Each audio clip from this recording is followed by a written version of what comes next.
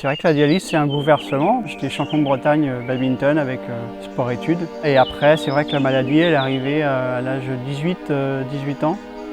Je suis passé en insuffisance rénale avec de certaines restrictions alimentaires pour sauvegarder les reins.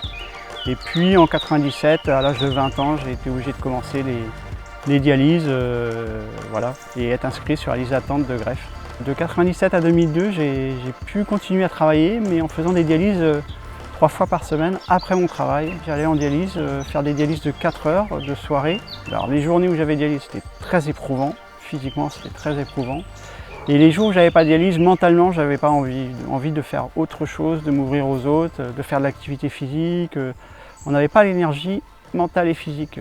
C'était un peu compliqué. Quand j'ai commencé la dialyse longue nocturne en 2002, c'était une ouverture totale de ce que je pouvais faire de mon temps libre. Parce que comme je me dialysais la nuit, de la fin de mon travail à 18 h jusqu'à 21 h 30 quand je partais au centre de dialyse, j'avais tout ce temps-là libre tous les soirs.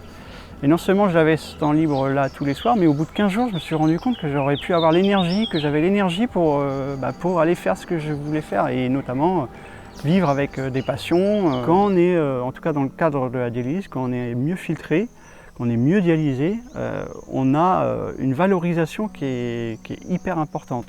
Moins de restrictions alimentaires, moins de médicaments. Il y a vraiment des effets biologiques qui sont assez importants sur la dialyse longue nocturne. Et l'activité physique, quand elle s'intègre dans tout ça, elle bonifie encore plus la qualité de vie du patient, quoi. En 2004, un infirmier me dit « Est-ce que tu es capable de faire un 10 km ?» Et il avait bien joué son coup. C'est comme ça que je me suis lancé beaucoup sur semi-marathon Cancale-Saint-Malo. Et puis après, le marathon du Mont-Saint-Michel, je suis toujours resté un petit peu dans ce coin-là et j'ai repris énormément confiance en moi et en mes capacités. Ça, c'était important.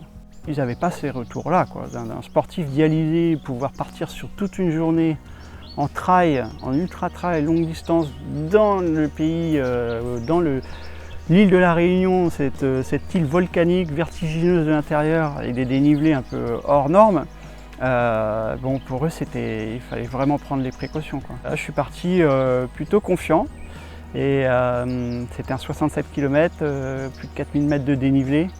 J'ai terminé en 17 heures de course. Bon, c'était une course quand même très difficile, exigeante, et l'émulation positive de mon arrivée, je me souviendrai toujours du message sur mon répondeur, à ma ligne d'arrivée de mon néphrologue. J'ai compris que j'avais marqué quelque chose, quoi, que j'avais marqué l'esprit de mon néphrologue qui, 10 ans en arrière, n'avait pas forcément voulu signer mon certificat médical pour aller faire du foot, et il avait complètement lui aussi changé d'état d'esprit. Actuellement, il y a moins de 200 patients qui ont accès à la dialyse longue nocturne. Plus de la moitié de ces patients ils sont en Bretagne. Je voulais, avec le film, faire une nouvelle aventure sportive, un nouveau message fort humain, pour porter ce message dans d'autres régions et que d'autres soignants soient aussi interpellés sur le projet de vie que pouvaient avoir des patients dialysés. Un chiffre qui est important, c'est moins de 17% des dialysés actifs travaillent.